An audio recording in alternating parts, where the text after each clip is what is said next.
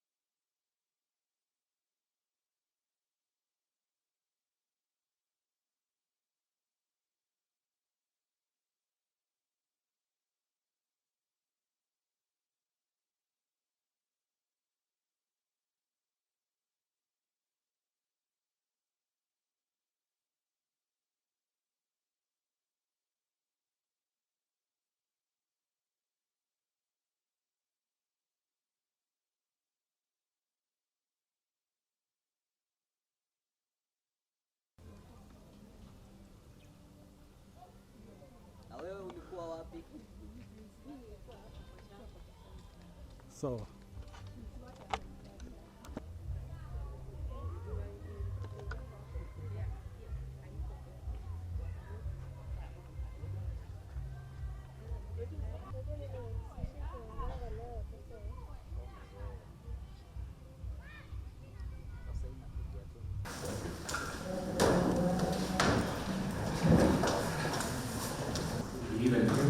Father in heaven, we bless your name this morning. We honor you for giving us strength to be here, to rise up, and to... Kenya at the regional level, and now they will be going to represent Kenya at the global level, where we have various countries coming out and competing.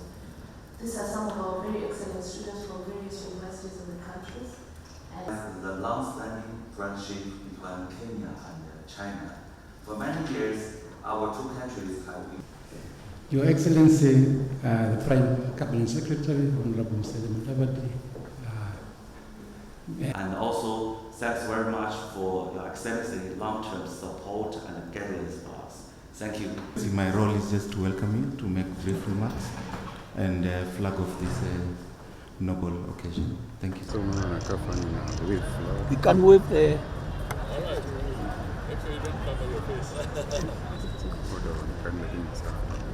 Can even wave?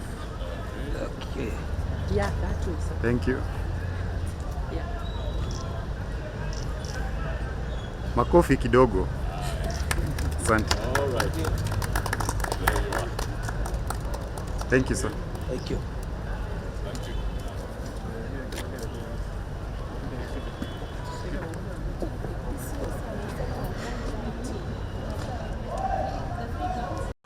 But I don't want us to go create warfare. I want us to, to create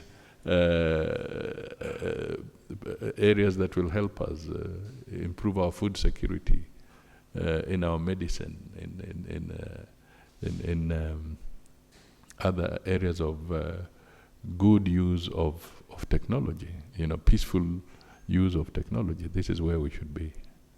We should be focusing on. And therefore, please, when you finish this round of engagement, let's see what we can do, and if we can devise innovative ways of partnering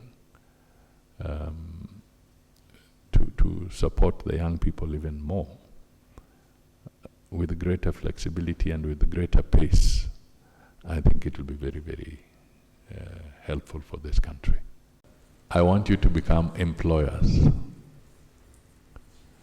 Okay.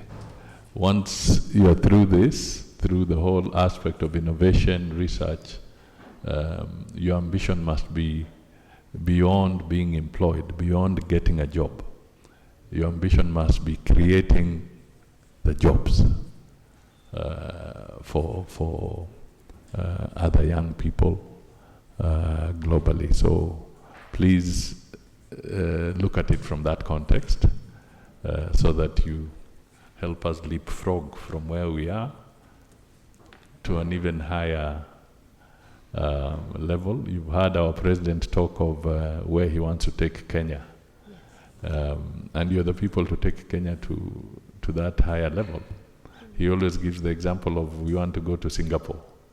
All right. Now, we are not going to get there by being prepared for employment. We are going to get there by being prepared to be innovators and the ones who will take people to the next level. So as you go there, dream on how many people you're going to employ, how many jobs you're going to employ, to create as young people as you go ahead.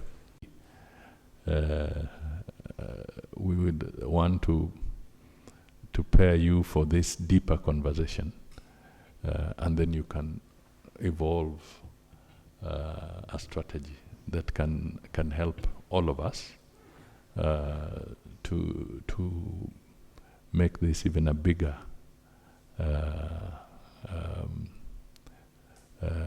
what do you call it?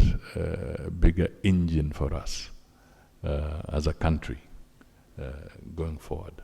So we can draw from their technology, draw from their whatever, but also create a critical mass and then work together as a team to improve on this footprint and to have more young people being brought into the mainstream much more rapidly. Because I think the reality is that the speed and flexibility at which we shall now anchor our innovators is going to be the turning point. If we can scale up the pace, it's going to be very, very important.